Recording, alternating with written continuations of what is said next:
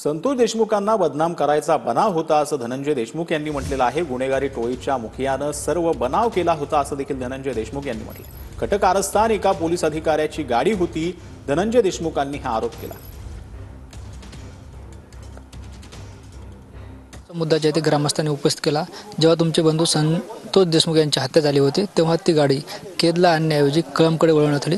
नेमकं ते प्रकरण काय होतं? ते प्रकरण अधिवेशनात ज्यावेळेस सुरेश अण्णा धस यांनी हा मुद्दा मांडला या हत्येचा, त्यावेळेसच त्यांनी ही माहिती सांगितलेली होती। आम्ही देखील प्रसारमाध्यमांना दिली होती। ती समोर आली का नाही आम्हाला माहीत नाही, पण ती माहिती अशी होती की जिथं भावाला सोडलं होतं आणि जिथून गाडीत घेतलं होतं पोलिसने, ती गाडी चिंचोलीला आली। चिंचोलीच्या पुढे चिंचोली फाट्याला आली। एक रस्ता केजकडे येतो, एक रस्ता कळमकडे जातो। त्या कळमच्या दिशेने ती गाडी वळून पुढे जात होती, पण गावातली काही एक दोन गाड्या त्या पोलीसच्या गाडीमागं होत्या। त्या आपल्या कुठंतरी पाठीमागे यायलेत हे पोलीसच्या गाडीच्या लक्षात आलं, पोलिसांच्या लक्षात आलं। त्यावेळेस ती गाडीचा टर्न घेतला त्यांनी आणि केजच्या रुग्णालयात घेऊन आले।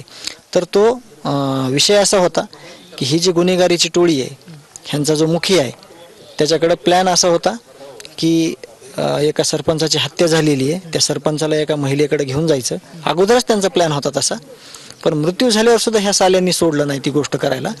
हे त्या महिलेकडे जाऊन अण्णाला तिथं सोडणार होते आणि छेडछाड झाली। त्याने काहीतरी म्हणजे स्वतःचे कपडे फाडून घेतले असते, काहीतरी जखम करून घेतली असती अंगाला, आणि ह्या माणसाने मला असं केलंय म्हणून या माणसाला समाजातून कुटुंबातून उठवलं असतं। म्हणजे आज निषेध व्यक्त केले असते सगळ्यांनी की अशी घटना घडली अशा चांगल्या माणसाकडून, असा त्यांचा प्लॅन होता। कट करणारा मुखिया होता। कट कारस्थानामध्ये सहभागी असणारी ही पोलीसची गाडी होती। त्याच्यात कोण पोलीस होते हे अद्याप मला समजलेलं नाही, ते आपल्याला समजू शकतं।